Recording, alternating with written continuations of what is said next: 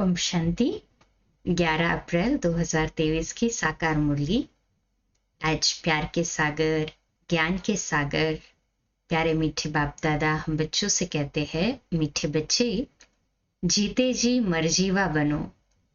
हम अशरीरी आत्मा है।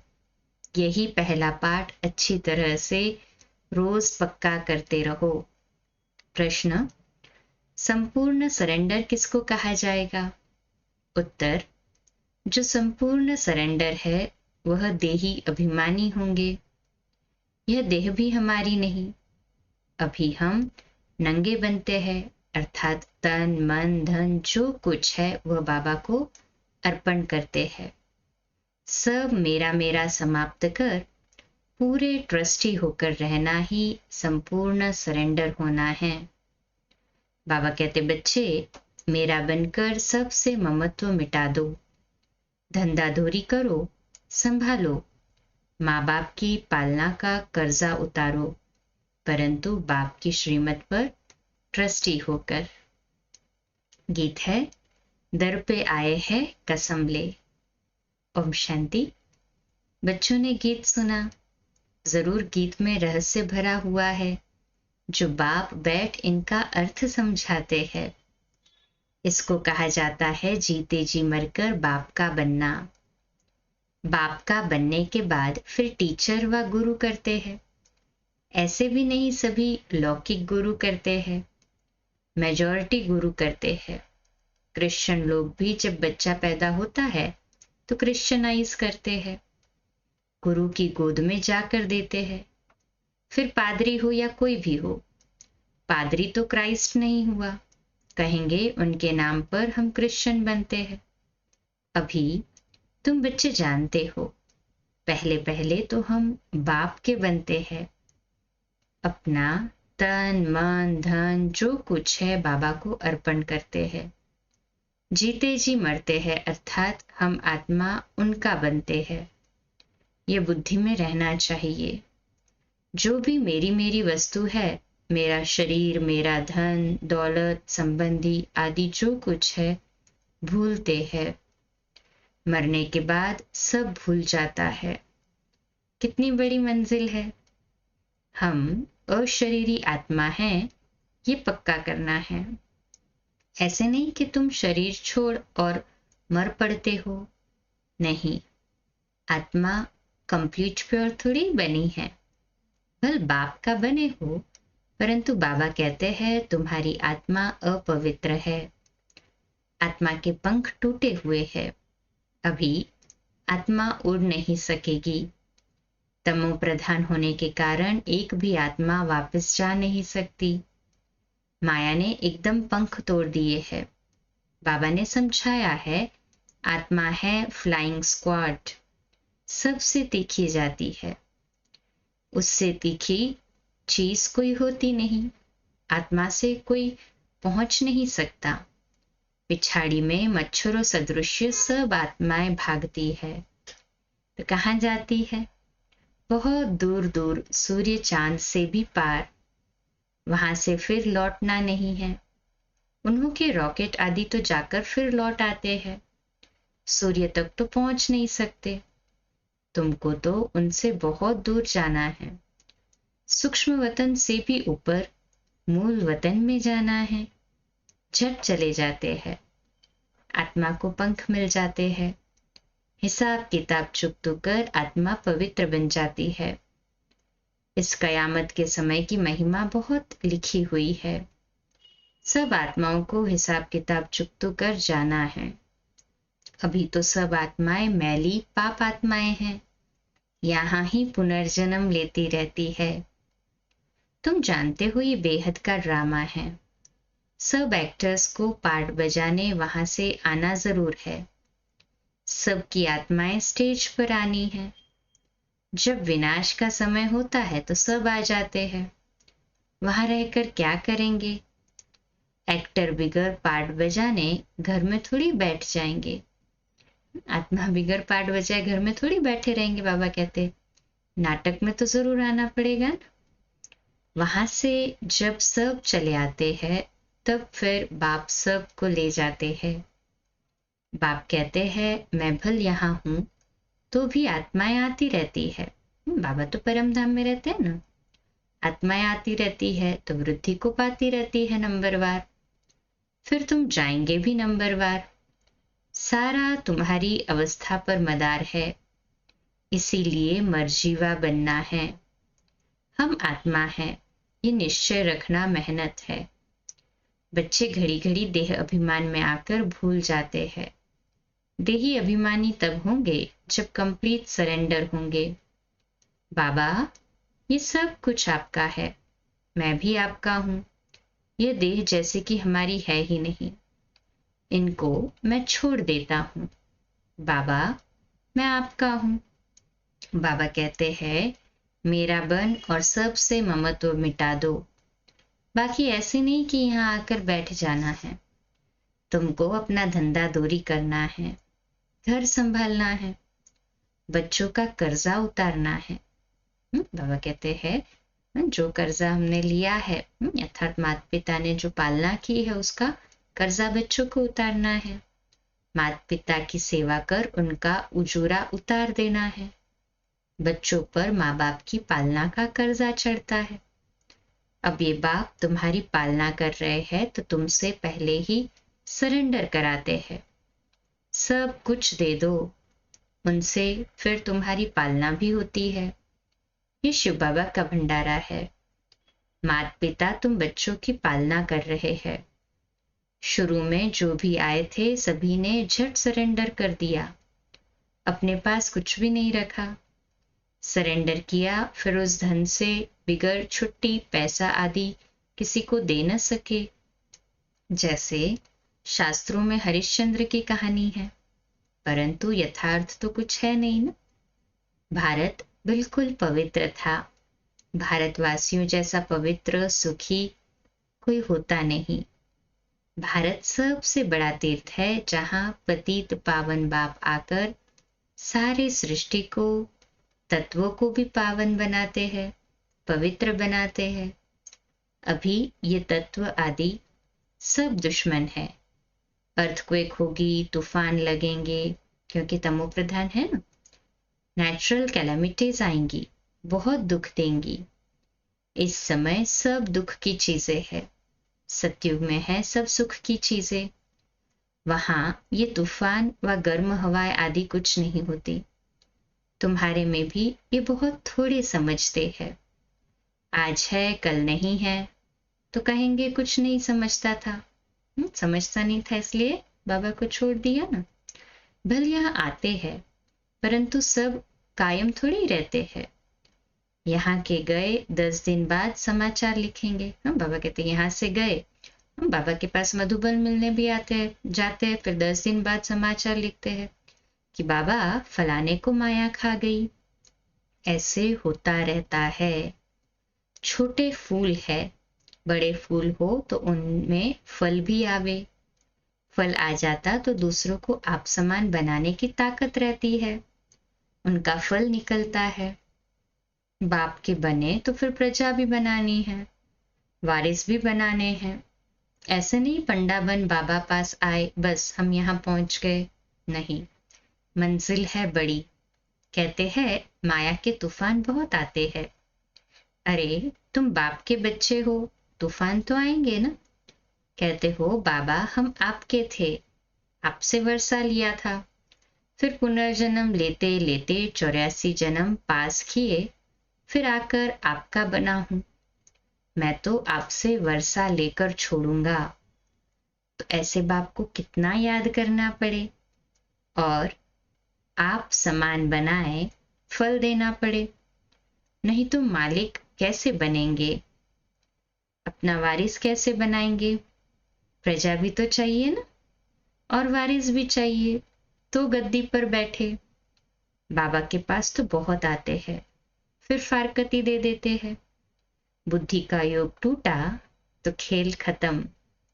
कई बच्चे बाबा से आकर पूछते हैं बाबा अवस्था को कैसे जमाए, कोई तूफान न लगे। उन्हों को तो रास्ता बतलाते ही रहते हैं कि बाप को याद करो, तूफान तो लगेंगे ही। बॉक्सिंग में ऐसा कब देखा जो एक ही थप्पड़ खाता रहे? जरूर दोनों में हिम्मत होगी। थप्पड़ एक वह लगाएंगे तो 10 थप्पड़ दूसरे भी लगाते होंगे। ये भी बॉक्सिंग है। बाप को याद करते रहेंगे तो माया भागती जाएगी, परंतु फट से तो नहीं होगा। माया से कुश्ती लड़नी है। ऐसे मत समझो माया थप्पड़ नहीं मारेगी। भल कोई भी हो, बड़ी बॉक्सिंग है। बहुत डर जाते हैं। माया एकदम नाक में दम कर देती है। युद्ध स्थल है न? बुद्धि योग लगाने में माया बहुत विघ्न डालती है। मेहनत सारी योग में है। भल बाबा कहते हैं ज्ञानी तो आत्मा मुझे प्रिय है, परंतु ऐसा नहीं सिर्फ ज्ञान देने वाला मुझे प्रिय है। पहले योग पूरा चाहिए। बाप को याद करना है। माया के विघ्नों से डरो नहीं। विश्व का मालिक बनते हो। 16,108 की माला बहुत बड़ी है। अंत में आकर पूरी होगी। त्रेता अंत तक इतने प्रिंस प्रिंसेस बनते हैं। कुछ तो निशानी है ना? 8 की भी निशानी है, 108 की भी निशानी है। ये बिल्कुल राइट है। त्रेता अंत तक इतने 16,108 प्रिंस प्रिंसेस होते हैं। शुरू में तो नहीं होंगे ना, पहले थोड़े होंगे, फिर वृद्धि पाते जाते हैं। वह सब बनते यहाँ हैं। चांस अभी बहुत अच्छा है। अभी ही पुरुषार्थ है, आगे तो प्रारब्ध है। वह कहते हैं अभी चांस बहुत अच्छा है, परंतु मेहनत तो बहुत है। गीत में भी कहते हैं कब नहीं छोड़ेंगे, मर जाएंगे। बाबा फिर कहते हैं ये सब तुम बच्चों के लिए ही है। बच्चे कहते हैं हमारा सब कुछ आपका ही है। कहते हैं ना कि ये सब कुछ भगवान ने दिया है। अब बाप कहते हैं ये तो सब खत्म हो जाना है, विनाश तो होता है ना। तुम्हारे पास क्या है? ये शरीर भी खत्म हो जाएगा। अब मैं फिर तुमको बदली कर देता हूँ। सिर्फ एक्सचेंज करते हो ना। तो बाप कहते हैं बच्चे अशरीरी बनो, हमको याद करो, सभी सरेंडर करो। बाप कहते हैं इन सब शास्त्रों आदि का तुमको सार समझाता हूँ। जो शास्त्र आदि पढ़े हुए हैं वह तो समझते हैं। बाप कहते हैं मैं ब्रह्मा मुख द्वारा तुमको यह समझाता हूँ। मैंने कल्प पहले भी तुमको राजयोग सिखाकर राजा रानी बनाया था, फिर अब बनाता हूँ। कभी भी मनुष्य को गीता सुनाए, राजयोग सिखलाए, राजा रानी बना न सके, फिर गीता सुनने से क्या फायदा? बाप तो कहते हैं मैं खुद कल्प कल्प आकर तुमको स्वर्ग का मालिक बनाता हूँ। हमारे बनेंगे तब तो वारिस बनेंगे ना। तो जितना तुम योग में रहेंगे उतना शुद्ध बनते जाएंगे। बाबा ये सब आपका है, हम तो ट्रस्टी है। आपके हुक्म बगैर हम कुछ नहीं करेंगे। शरीर निर्वाह कैसे करना है वह भी मत लेनी है। अक्सर करके गरीब ही पूरा पोता मिल देते हैं। साहूकार दे न सके, सरेंडर हो नहीं सकते, कोई विरला निकलता है। जैसे कि जनक का नाम है, बाल बच्चे है, जॉइंट प्रॉपर्टी है, तो अलग कैसे हो? साहूकार लोग प्रॉपर्टी निकाले कैसे जो सरेंडर हो? बाप है ही गरीब निवास। सबसे गरीब माताएं हैं, उनसे भी जास्ती कन्याएं गरीब है। कन्या को कभी वर्षे का नशा नहीं होगा।